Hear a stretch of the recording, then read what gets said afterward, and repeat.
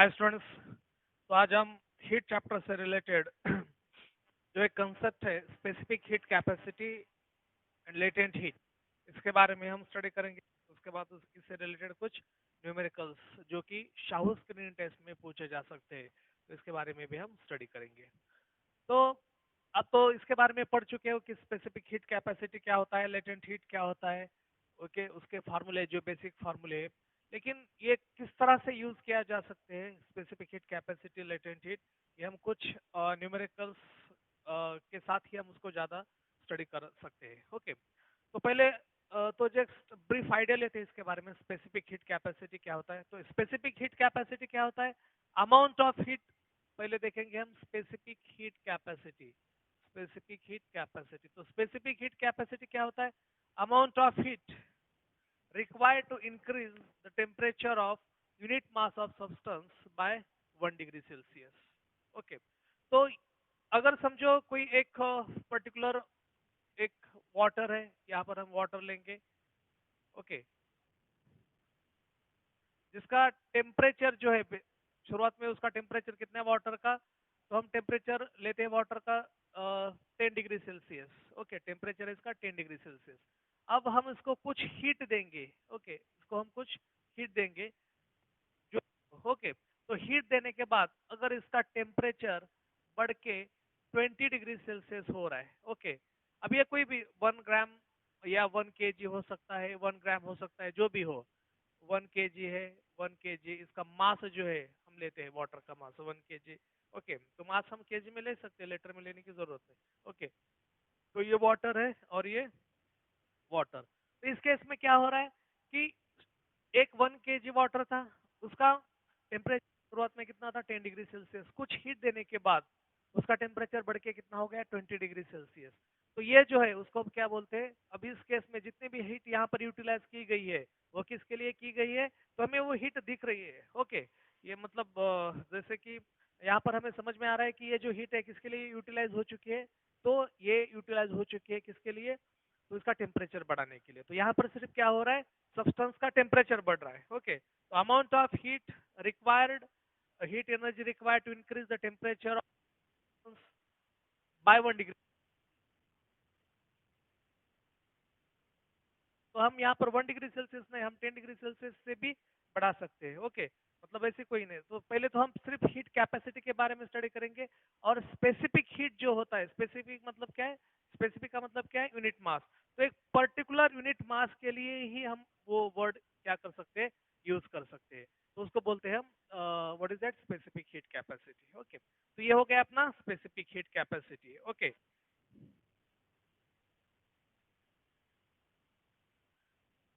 अब ये जो है स्पेसिफिक हीट, जैसे कि हमने बोल दिया कि 1 डिग्री सेल्सियस से, ये तो हीट कैपेसिटी। तो स्पेसिफिक को हम ऐसे मतलब जरूरी नहीं कि ये समझो ये इस तरह से भी ले सकते हैं।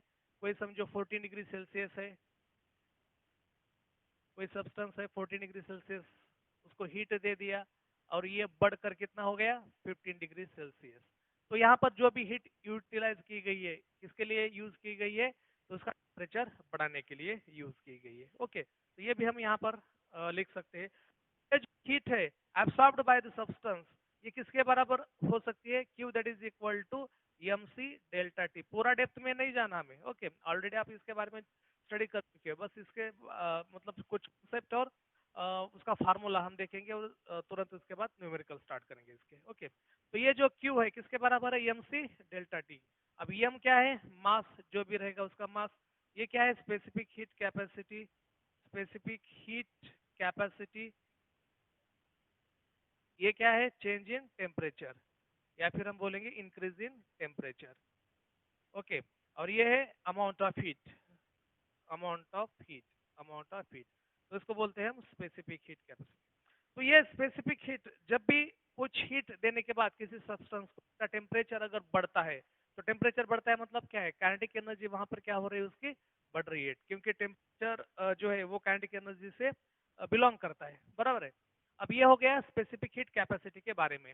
अब उसके बाद देखते हैं लेटेंट हीट के बारे में। तो लेटेंट हीट होता क्या है? ओके, तो लेटेंट हीट थोड़ा सा अलग है स्पेसिफिक हीट से। स्पेसिफिक हीट कैपेसिटी का यूनिट जो है एसआई यूनिट, आप जानते हो। ओके, क्या है यूनिट स्पेसिफिक हीट कैपेसिटी, तो ये C that is equal to Q divided by M delta T, ये भी लिख सकते हैं ना हम उसको, C that is equal to, तो क्यू जो है तो हीट जूल पर मास के जी डिग्री सेल्सियस। ओके, तो ये एसआई यूनिट हो गया। सीजीएस यूनिट क्या है इसका, कैलोरी पर ग्राम डिग्री सेल्सियस, ये स्पेसिफिक हीट कैपेसिटी। तो यहाँ पर सिर्फ क्या हो रहा है, टेम्परेचर बढ़ रहा है, किसी भी सब्सटेंस का क्या होता है, टेम्परेचर बढ़ता है, मतलब इसकी काइनेटिक एनर्जी चेंज हो रही है। ओके, अब दूसरा देखते हैं लेटेंट हीट होता क्या है। ओके, तो लेटेंट हीट थोड़ा सा अलग है। लेटेंट हीट के बारे में क्वेश्चंस आपको पूछा जा सकता है, शाहू स्क्रीनिंग टेस्ट में पूछा भी गया है। तो देखते हैं लेटेंट हीट क्या होता है। ओके, तो latent heat of fusion, latent heat of evaporation, ये दोनों बातें हमें यहाँ पर देखने हैं। Okay, latent heat, latent heat, latent heat क्या होता है, amount of heat required in the state of substance without changing it's, without change in its temperature. तो लेटेंट हीट में होता क्या है और स्पेसिफिक हीट कैपेसिटी जो है स्पेसिफिक हीट में होता क्या है, तो दोनों में डिफरेंस देखना है। स्पेसिफिक हीट में हमने क्या देखा कि वहां पर क्या हो रहा है, स्पेसिफिक हीट में सब्सटेंस का टेम्परेचर चेंज हो रहा है, और लेटेंट हीट में क्या हो रहा है, सब्सटेंस चेंज हो रहा है। जैसे सॉलिड है तो सॉलिड का लिक्विड में कन्वर्जन हो जाएगा, लिक्विड है तो उसका गैस में कन्वर्जन हो जाएगा। ओके, या फिर गैस से लिक्विड हो सकता है, लिक्विड से सॉलिड भी हो सकता है। तो यहाँ पर सिर्फ स्टेट चेंज हो रहा है without change in its temperature, लेकिन एक कंडीशन वहां पर रखी है कि वहां पर कोई भी टेम्परेचर जो है वो टेम्परेचर चेंज नहीं हो रहा है। अब देखते हैं यहाँ पर कोई एक सब्सटेंस है। ओके, समझो ये सॉलिड है कोई। ओके, या फिर हम उसको बोलेंगे आइस। पहले हम आइस देते हैं, उसको हम कुछ हीट देंगे, उसको हम अगर कुछ हीट देते हैं तो इसका कन्वर्जन किस में हो जाएगा, किस में हो जाएगा, वाटर में। अब ये सॉलिड आइस जो है 0 डिग्री सेल्सियस को, 0 डिग्री सेल्सियस को आइस रहता है। अब कुछ हीट देने के बाद ये आइस मेल्ट होके यहाँ पर क्या हो रहा है, मेल्ट हो रहा है, मेल्ट होके उसका कन्वर्जन किस में हो गया, वाटर में। अब वाटर का टेम्परेचर देखा तो ये भी 0 डिग्री सेल्सियस है। तो इस केस में जो भी हीट यहाँ पर दी गई है उसको हम क्या बोलते हैं, लेटेंट हीट। तो यहाँ पर क्या हो रहा है, टेम्परेचर तो सेम ही है, दोनों का टेम्परेचर सेम है, बस स्टेट जो है वो चेंज हो रहा है। पहले था ये सॉलिड, बाद में वो ये कन्वर्जन हो गया उसका लिक्विड का, उसको हम क्या बोलते हैं, latent heat of, what is that, fusion. इसको हम ये भी बोल सकते हैं लेटेंट हीट ऑफ फ्यूजन भी बोल सकते हैं इस केस में, latent heat of fusion. Okay, तो ये मेल्टिंग हो रही है, ये प्रोसेस मेल्टिंग हो रही है। अब यहाँ पर देखो टेम्परेचर तो सेम है, उसमें कोई फर्क नहीं, तो ये हीट फिर कहाँ जा रही है, टेम्परेचर तो उतना ही है, तो हीट यहाँ पर कहाँ जा रही है, तो इसका मतलब है कि ये जो यहाँ पर हीट यूटिलाइज की जा रही है, तो ये उसका स्टेट, जो भी सब्सटेंस है उसका स्टेट चेंज करने के लिए, या फिर उसके जो बॉन्ड्स है उसको वीक करने के लिए, जो भी बॉन्ड्स है, अब जैसे ये आइस है तो उसके पास कुछ बॉन्ड्स है, तो उस बॉन्ड्स को वीक करेंगे तो उसका कन्वर्जन किस में हो जाएगा, वाटर में। तो ये हीट इसके लिए यहाँ पर यूटिलाइज की जा रही है। ओके, अब ये हो गया इसके बारे में। अब स्पेसिफिक, ये जो वर्ड है स्पेसिफिक, स्पेसिफिक मतलब पहले बोल दिया था कि यूनिट मास। ओके, तो स्पेसिफिक, स्पेसिफिक लेटेंट हीट किसको बोलते हैं, स्पेसिफिक लेटेंट हीट। तो यही एग्जांपल लेते हैं, आइस है, लेकिन अब ये आइस जो है ये 1 ग्राम, 1 kg जो भी है, पर इस तरह से लिख सकते हैं। उसके लिए हम कुछ हीट देंगे 336 जूल। ओके, इतनी समझो हम यहाँ पर हीट दे रहे हैं, तो इसका कन्वर्जन किस में हो जाएगा, 1 ग्राम वाटर में हो जाएगा। ओके, तो इसका 1 ग्राम वाटर में, और इसका टेम्परेचर 0 डिग्री सेल्सियस था, इसका भी टेम्परेचर 0 डिग्री सेल्सियस ही है। उसको बोलते हैं स्पेसिफिक। स्पेसिफिक मतलब क्या है कि वहां पर यूनिट मास है, मतलब जो भी कुछ पर्टिकुलर मास है, स्पेसिफिक का मतलब क्या है, पर मास, यूनिट मास। तो ये 1 ग्राम ये मास है। यहाँ पर पहले तो हम लेटेंट हीट, पूरी तरह से हीट यहाँ पर हमने दे दी लेटेंट हीट। अब स्पेसिफिक का मतलब क्या है, 1 ग्राम आइस के लिए हम यहाँ पर क्या कर रहे हैं, हीट दे रहे हैं। तो कितनी हीट देने के बाद आइस का कन्वर्जन वाटर में हो जाएगा without change in its temperature, तो इसको हम बोलते हैं हम स्पेसिफिक लेटेंट हीट। समझ में आ रहा है, तो ये हो गया अपना स्पेसिफिक लेटेंट हीट। ओके, तो ये specific latent heat of fusion बोल सकते हैं उसको। ओके, अब इसको यहाँ से अगर कुछ हीट हम एक्सट्रैक्ट करते हैं, निकालते हैं वाटर से, फिर उसका कन्वर्जन किस में हो जाएगा, आइस का टेम्परेचर तो उतना ही रह रहा है, लेकिन वहां पर क्या हो रहा है, चेंज हो रहा है। क्या चेंज हो रहा है, तो स्टेट चेंज हो रहा है। ओके, या फिर हम ऐसे भी ले सकते हैं, एक वाटर है। ओके, 1 ग्राम वाटर है। अब इसका 100 डिग्री सेल्सियस है टेम्परेचर। ओके, ये वाटर 100 डिग्री सेल्सियस, उसको हम कुछ हीट देंगे तो उसका कन्वर्जन किस में हो जाएगा? 100 डिग्री सेल्सियस वेपर में हो जाएगा। अब ये वेपर में हो जाएगा इसका कन्वर्जन, और इसका मास कितना रहेगा? 1 ग्राम ही रहेगा। इसका मास कितना रहेगा? 1 ग्राम। 1 kg ले लो, 1 ग्राम ले लो, doesn't matter. Okay, unit mass हम बोल सकते हो उसको। ओके, तो यहाँ पर क्या हो रहा है? हीट देने से वाटर मतलब क्या है? लिक्विड का कन्वर्जन गैस में हो रहा है। ये क्या है? वाटर लिक्विड कन्वर्जन किस में हो रहा है? इसका गैस में। तो इसको हम क्या बोलते हैं? Latent heat of what is that? Vaporisation. Latent heat, latent heat of vaporisation. Okay, तो ये हो गया अपना लेटेंट हीट ऑफ वेपोराइजेशन। तो वेपर में कन्वर्जन हो रहा है वाटर का, तो 100 डिग्री सेल्सियस, और उसको हम बॉइलिंग भी बोल सकते हैं, लेटेंट हीट ऑफ बॉइलिंग या फिर वेपोराइजेशन ये भी बोल सकते हैं। तो 100 डिग्री सेल्सियस वाटर का टेम्परेचर था, 1 ग्राम, उसको हीट दे दी तो उसका कन्वर्जन किस में हो गया? वेपर में हो गया। उसका टेम्परेचर देखा तो 100 डिग्री सेल्सियस, ये भी 1 ग्राम है, तो उसको बोलते हैं latent heat of vaporisation.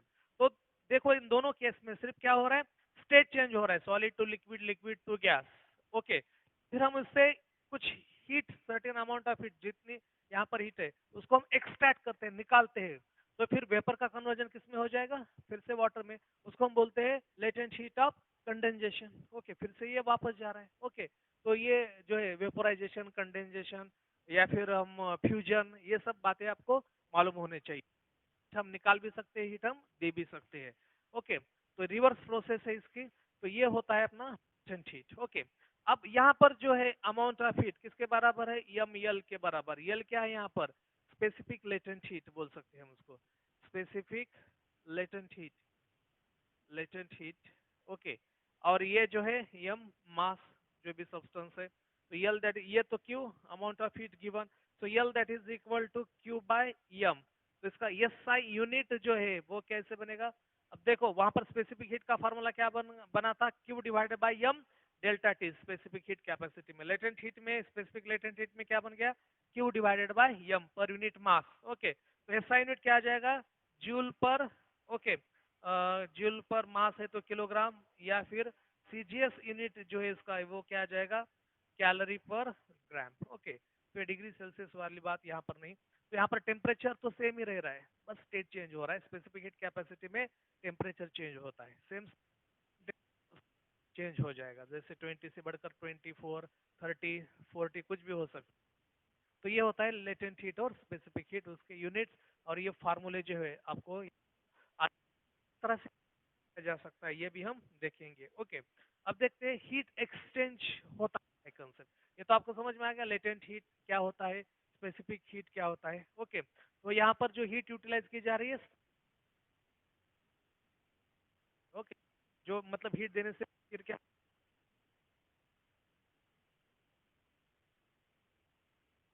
Okay, तो इसका भी हम यूज करेंगे आगे चलकर।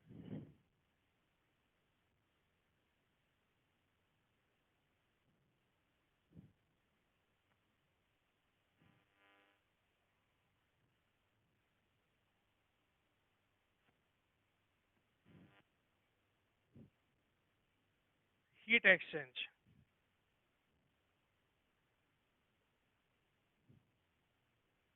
हीट एक्सचेंज, क्या हीट एक्सचेंज होती है?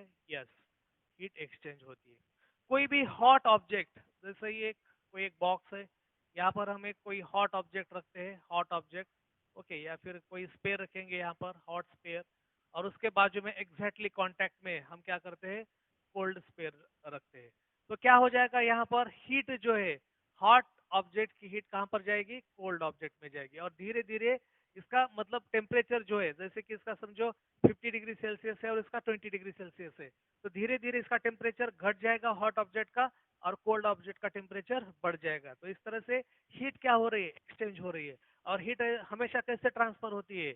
ओके, तो higher temperature body to lower temperature body. तो यहाँ पर हायर टेम्परेचर ये बॉडी है, और ये लोअर टेम्परेचर। हीट एक्सचेंज का एक बेसिक प्रिंसिपल है जो बार बार यूज किया जाता है।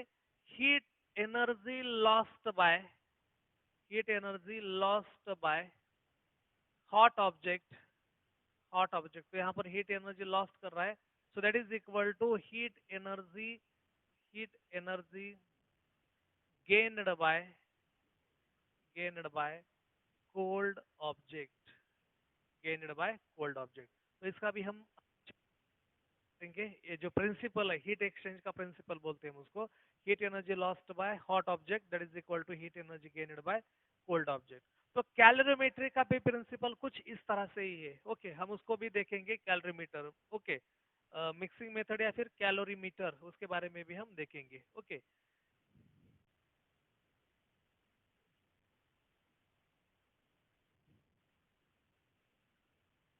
कैलोरीमीटर, उसको मिक्सिंग मेथड भी बोलते हैं, मिक्सिंग मेथड। तो कैलोरीमीटर आप जानते हैं, एक तो जिसमें एक स्पेस रहता है। ओके, बाद में किसी वुडन कहा जाता है।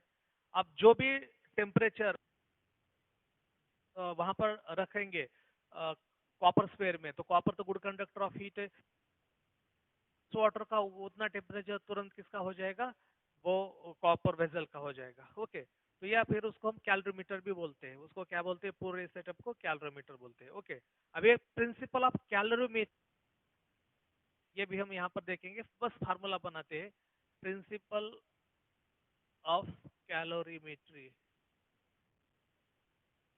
ओके, तो इसके लिए छोटा सा एक एक्सपेरिमेंटल सेटअप करते हैं कि कोई एक कैलोरीमीटर है। ओके, ये कॉपर वेसल है। ओके,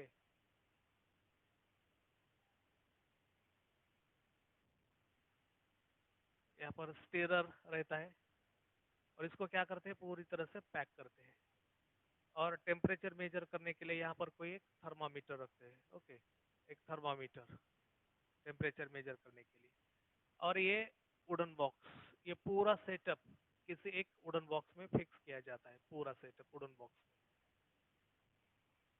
इस तरह से कुछ पर्टिकुलर अरेंजमेंट रहती है। ओके, ये वुडन बॉक्स है। अब यहाँ पर क्या करते हैं, समझो, अब क्या करेंगे, यहाँ पर एक वाटर रखते हैं कुछ, तो जो भी वाटर का टेम्परेचर रहेगा वही किसका रहेगा, कॉपर वेजल का टेम्परेचर रहेगा। ओके, कॉपर का वेजल रहेगा, या फिर क्योंकि ये गुड कंडक्टर ऑफ हीट है। अब क्या करते हैं, कोई एक हॉट वाटर इसमें हम पोर करेंगे, या फिर कोई एक हॉट सॉलिड ऑब्जेक्ट अगर उसके अंदर हम डालते हैं, कोई सॉलिड ऑब्जेक्ट, तो उसको हीट करते हैं, सॉलिड ऑब्जेक्ट को, वाटर को हीट करते हैं और वाटर को उसके अंदर डालते हैं, तो होता क्या है, या फिर सॉलिड ऑब्जेक्ट को उसके अंदर हम डालते हैं, तो होता क्या है, सॉलिड को जैसे हम इसको हॉट सॉलिड को इसके अंदर हम डालेंगे, तो सॉलिड का टेम्परेचर क्या हो जाएगा, कम हो जाएगा, और टेम्परेचर किसका बढ़ेगा, इस वाटर का टेम्परेचर बढ़ेगा। अब जितना टेम्परेचर इस वाटर का अंदर का बढ़ेगा, उतना ही टेम्परेचर इस कॉपर वेसल का भी बढ़ेगा। तो ये है यहाँ पर कैलोरीमीटर वाला कंसेप्ट। ओके, तो इसके बहुत सारे क्वेश्चंस आपको पूछे जा सकते हैं, जैसे कि कोई ऑब्जेक्ट है, तो ये पूरे सिस्टम का टेम्परेचर कितना हो जाएगा, कम हो जाएगा, कैलोरीमीटर का टेम्परेचर फिर यहाँ पर क्या हो जाएगा, बढ़ जाएगा, वाटर और कॉपर वेसल का टेम्परेचर बढ़ जाएगा। तो ये मतलब पूरे सिस्टम का टेम्परेचर कितना होगा, या फिर सिर्फ वाटर का टेम्परेचर कितना होगा। ओके, ये भी आपको यहाँ पर पूछा जा सकता है, तो ऐसे सवाल की प्रैक्टिस भी हम आगे चलकर करेंगे। में एक फार्मूला, हीट गेन जो है, heat lost by solid object. Okay, heat lost by solid object, ये प्रिंसिपल ऑफ कैलोरीमेट्री है। Okay, so that is equal to heat gained by water, या फिर लिक्विड जो भी हम ले सकते हैं, water in calorimeter plus heat gained by calorimeter, calorimeter. Okay, heat lost by solid object. Okay, so this is the principle of calorimetry, या फिर हीट एक्सचेंज भी बोल सकते हैं, हीट एक्सचेंज, जो भी आपको नाम देना है हम दे सकते हैं। ओके, हीट एक्सचेंज वाला प्रिंसिपल हम जानते हैं, lost by hot object that is equal to heat gained by cold object. तो यहाँ पर हॉट ऑब्जेक्ट कौन है, सॉलिड, जो कि हमने उसको अंदर डाल दिया है, और कोल्ड ऑब्जेक्ट कौन से यहाँ पर, वाटर एंड कैलोरीमीटर। ओके, जो हॉट सॉलिड से वो कम था। ओके, तो heat lost by solid object कैसे, कौन से फार्मूले से कैलकुलेट करेंगे, एम सी डेल्टा टी। तो डेल्टा टी क्या है, टेम्परेचर। ओके, पहले कितना टेम्परेचर था, कैलोरीमीटर में डालने के बाद उसका टेम्परेचर कितना हो रहा है। ओके, तो ये सॉलिड के लिए है। ओके, तो इससे हम चेंज इन टेम्परेचर भी निकाल सकते हैं।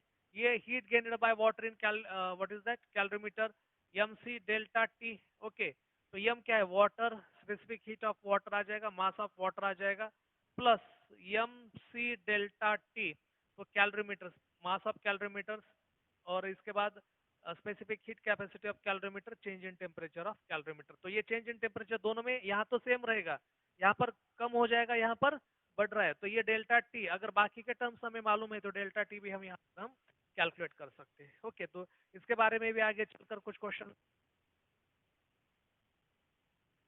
देखते हैं, आगे चलकर कुछ और कंसेप्ट इसके बारे में, इससे related. Okay,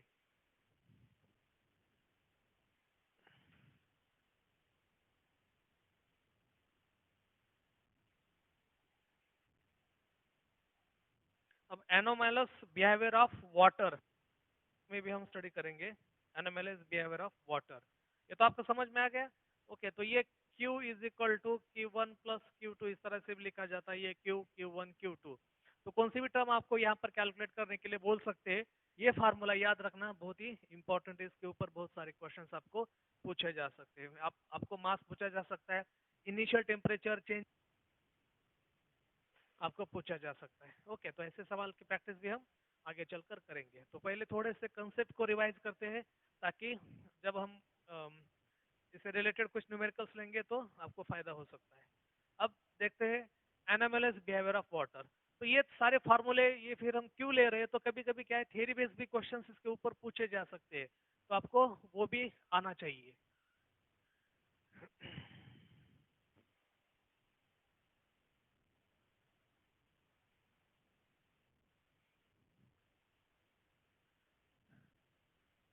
एनोमैलस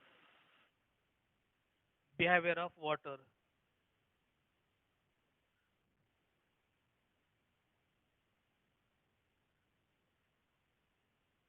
behaviour of water, ये एनामेलस बिहेवियर ऑफ वाटर क्या होता है, हम ग्राफ से भी हम थोड़ा स्टडी करेंगे, क्योंकि ये थ्योरी बेस्ड भी क्वेश्चंस इसके ऊपर पूछे।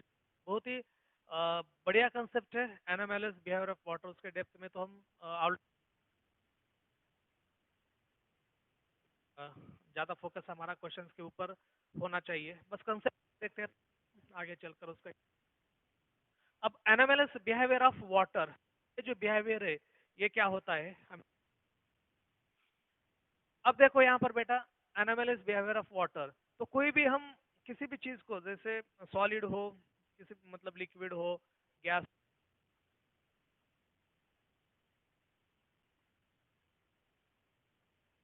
क्या होता है उसका वॉल्यूम और डेंसिटी जो है एक दूसरे को कैसे इनवर्स में, ओके, वॉल्यूम एंड डेंसिटी एक दूसरे को बस वाटर दिखाता है, जिसे एनामेलस बिहेवियर ऑफ वाटर। जैसे अब 0 डिग्री सेल्सियस में वाटर है, तो 0 डिग्री सेल्सियस बीच में जो भी वाटर का बिहेवियर होता है, हम उसको क्या बोलते हैं, बिहेवियर ऑफ टू 4 डिग्री। अब 4 डिग्री सेल्सियस को इसका वॉल्यूम सबसे कम होता है, 4 डिग्री सेल्सियस को इसका वॉल्यूम कम होता है, और फिर कम वॉल्यूम कम है, इसका मतलब क्या है, उसका टेम्परेचर डेंसिटी रहेगा, और फिर उसके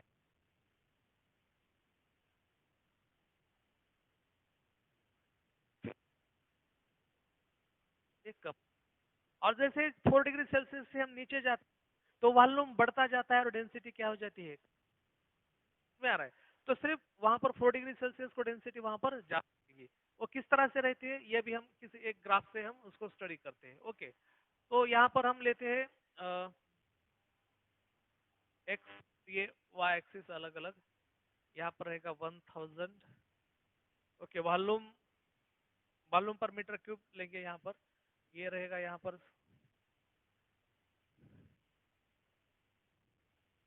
1005, 05, 1010, 1015, और ये 1020, या फिर हम और बढ़ाते हैं थोड़ा सा 1025। तो यहाँ क्या है, वॉल्यूम। ओके, अब यहाँ पर क्या करेंगे हम, धीरे धीरे धीरे जो है उसका टाइम जो है, या सॉरी टेम्परेचर जो है, हम धीरे धीरे क्या टेम्परेचर बढ़ाएंगे। टेम्परेचर, ये जो ग्राफ है वॉल्यूम वर्सेस टेम्परेचर का ग्राफ भी बोल सकते हैं। तो स्पेसिफिक वॉल्यूम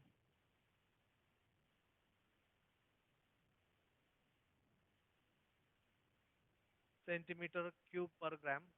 स्पेसिफिक, स्पेसिफिक ये वर्ड किसके लिए यूज करते हैं हम, स्पेसिफिक ये वर्ड पर यूनिट मास के लिए। तो ये सेंटीमीटर क्यूब पर ग्राम हम यहाँ पर लिख रहे हैं। Okay, specific volume.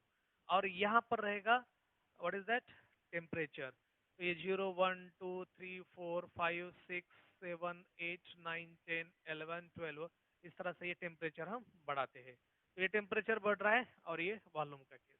अब देखते हैं, जैसे 0 डिग्री सेल्सियस होता है, ओके, 0 डिग्री सेल्सियस, तो 0 डिग्री सेल्सियस को वॉल्यूम उसका क्या रहेगा, कुछ ज्यादा रहेगा। ओके, तो ये 1000.15, ये वॉल्यूम 0 डिग्री सेल्सियस को।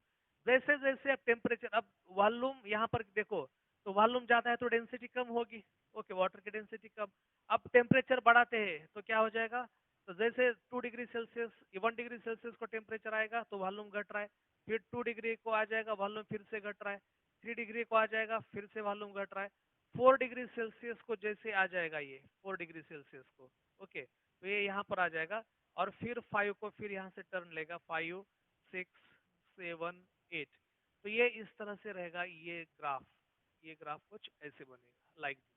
ओके, तो देखो यहाँ पर ये जो है, ये जो पोजीशन है यहाँ पर, तो वॉल्यूम सबसे कम है तो डेंसिटी 4 डिग्री सेल्सियस को क्या है, ज्यादा है। ओके, अब ये जो है, ये मतलब क्यों होता है इसके बारे में भी हम जानते हैं। H2O वाटर जो बना है, H, ओके, तो जैसे हम टेम्परेचर बढ़ते हैं तो उसका मोलिकुलर मतलब जो है इंटरमोलिकुलर एक्शन रिएक्शन जो भी बोल सकते हैं, तो वो क्या हो जाता है, काइनेटिक एनर्जी उसकी बढ़ती जाती है। तो ये बढ़ने से फिर उसका जो स्ट्रक्चर है, बेसिक स्ट्रक्चर H2O का, तो ये 0 डिग्री सेल्सियस को जब आ जाता है तो बिल्कुल कम हो, तो का कुछ hexa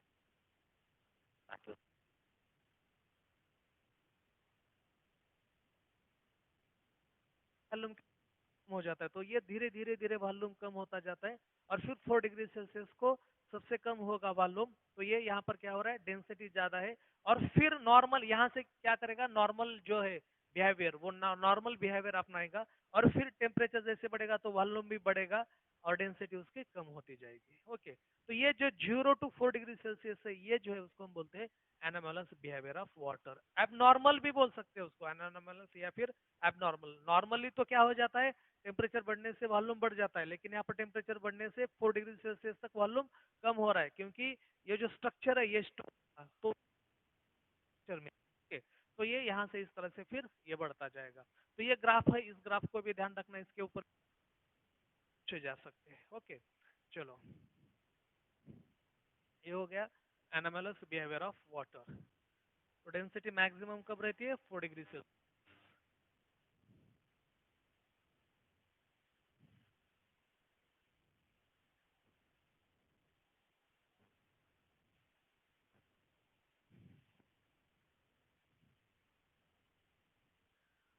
temperature versus time graph. Temperature versus time graph. तो ये टेम्परेचर वर्सेस टाइम ग्राफ जो होता है इसके बारे पर देखेंगे, क्योंकि जैसे हमने स्पेसिफिक में देखा ना, तो वो सारे हम यहाँ पर ले सकते हैं। ओके, तो यहाँ पर लेंगे हम टाइम, ये 0, 2, 4, 6, 8, 10, 12, 14, 16, 18, 20 इन मिनट, टाइम मिनट में ले रहे। टेम्परेचर 10 डिग्री सेल्सियस, 20, 30, 40, 50, ये डिग्री सेल्सियस में टेम्परेचर। ओके, डिग्री सेल्सियस, और ये टाइम इन मिनट्स में ले रहे। तो ये 60 आ जाएगा, 70, 80, 90, 100। Okay, 70, 80, 90, 100 temperature. ओके, तो हम क्या करेंगे, पहले एक के लिए एक छोटा सा, बहुत छोटा सा एक्सपेरिमेंट है, ज्यादा डेप्थ में नहीं जाना। तो यहाँ पर हम क्या करेंगे, आइस क्यूब जो है, तो आइस क्यूब हम यहाँ पर लेते हैं शुरुआत में, इस तरह से कुछ आइस क्यूब्स लेते हैं। और उसको क्या करेंगे, फिर हीट देंगे यहाँ से। तो पहले हम यहाँ पर थर्मामीटर रख के टेम्परेचर जो है इसका, वो टेम्परेचर क्या करेंगे, नापते हैं। ओके, तो ये टेम्परेचर कुछ आ जाएगा पहले, जो भी है उसका टेम्परेचर। अब जैसे जैसे हीट देंगे, ओके, तो ये पहले तो टेम्परेचर कम ही रहेगा, बहुत कम टेम्परेचर रहेगा इसका। ओके, अब जैसे जैसे हम उसको हीट देंगे, ओके, तो किसमें हो,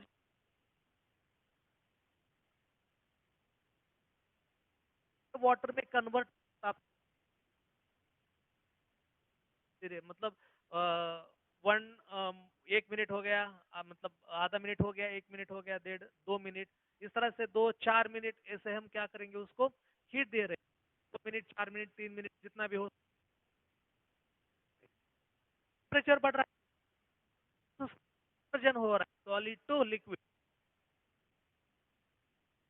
हो रहा है, तब भी उसका टेम्परेचर कितना है, सेल्सियस ही है। तो ये स्टेट रहेगा यहाँ पर।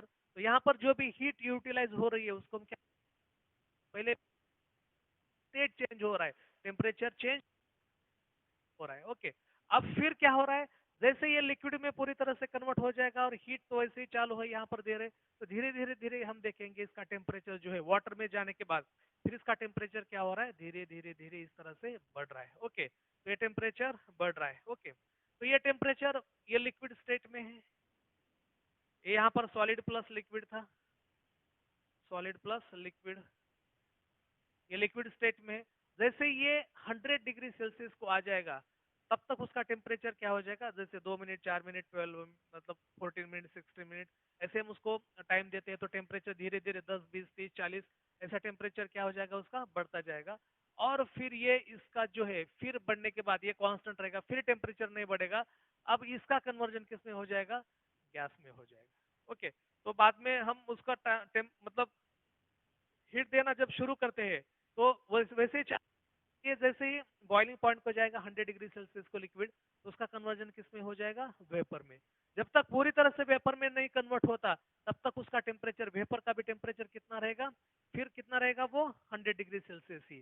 तो ये हो जाएगा फिर गैसेस टेस्ट, लिक्विड और ये सॉलिड। तो ये फिर यहाँ पर जो हीट यूटिलाइज की जा रही है उसको हम क्या बोलते हैं, स्पेसिफिक हीट। तो यहाँ पर टेम्परेचर चेंज हो रहा है। ओके, यहाँ पर जो हीट यूटिलाइज हो रहे हैं उसको लेटेंट हीट बोलते हैं, यहाँ पर भी यूटिलाइज हो रहे हैं उसको हम लेटेंट हीट बोलते हैं। यहाँ पर टेम्परेचर चेंज नहीं हो रहा है, यहाँ पर क्या चेंज हो रहा है, तो यहाँ पर चेंज हो रहा है state. Okay, solid to liquid, liquid to gas, इस तरह को, ये जो है टेम्परेचर ग्राफ, तो उसको भी हम देखेंगे। ओके, तो ये पहले था सॉलिड प्लस लिक्विड, फिर बॉइलिंग लिक्विड गैसियस स्टेट बन जाता है ये। Okay, liquid gaseous state. Okay, ये सॉलिड प्लस लिक्विड था, ये लिक्विड। ओके, ये तो गैस ही बन रहा है। ओके, इस तरह से ये बनेगा लिक्विड। ओके, तो लिक्विड क्या है, यहाँ पर सिर्फ वाटर ही है। ओके, यहाँ पर इस केस में लिक्विड क्या है, वाटर है।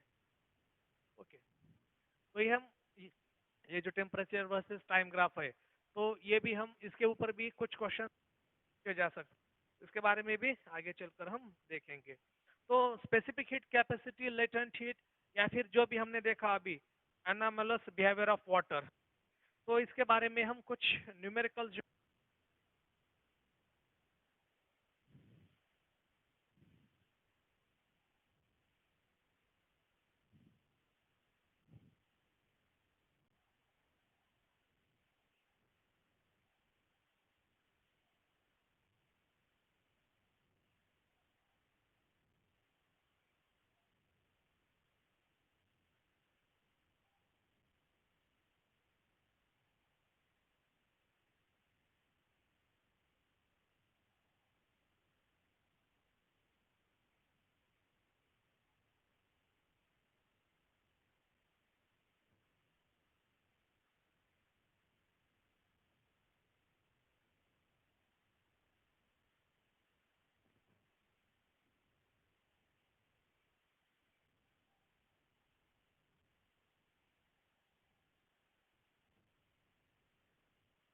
पहले यहाँ पर फाइंड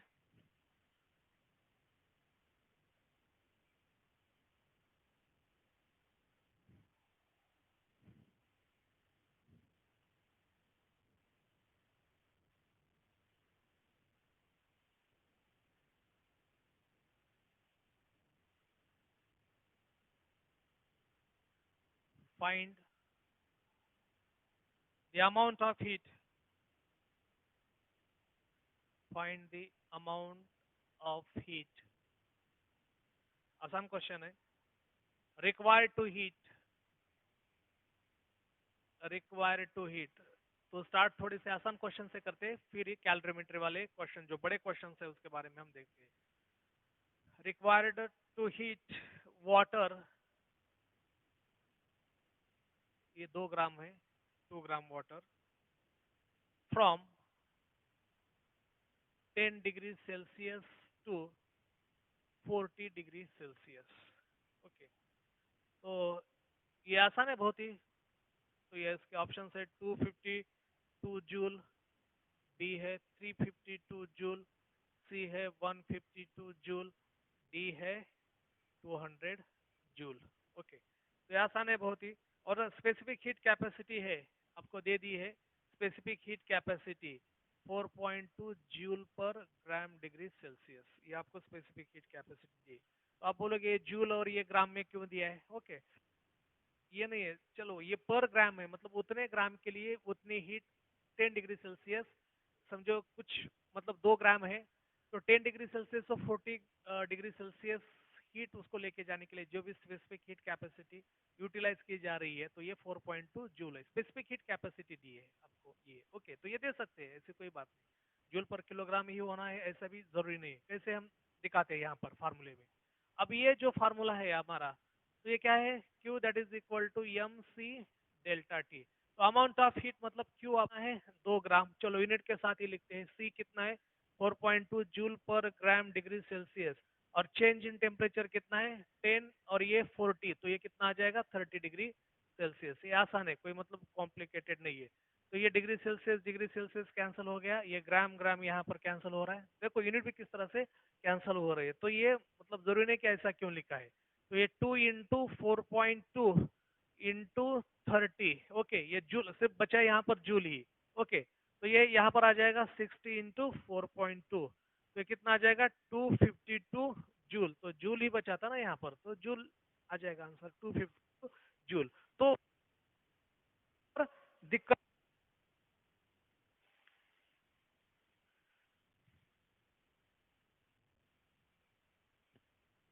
थोड़ा देखते हैं क्वेश्चन.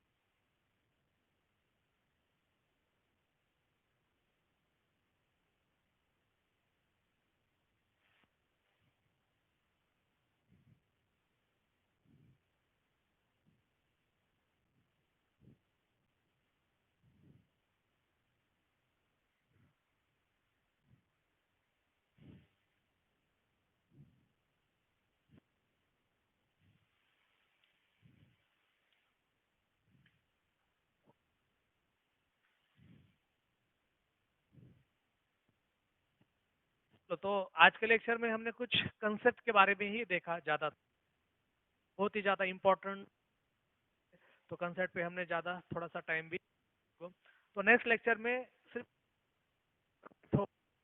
रिलेटेड, तो उससे रिलेटेड जो भी क्वेश्चंस आपको पूछे जा सकते हैं वो हम कंटिन्यू करेंगे नेक्स्ट लेक्चर. फिर उसके अगले लेक्चर में भी कैलोरीमीटर वाले जो कंसेप्ट है या फिर क्वेश्चंस है न्यूमेरिकल जो कि शाउट स्क्रीनिंग टेस्ट में आपको पूछे जा सकते हैं, तो उसके ऊपर हम बहुत ज़्यादा फोकस करेंगे. ओके, तो मिलते हैं नेक्स्ट लेक्चर में.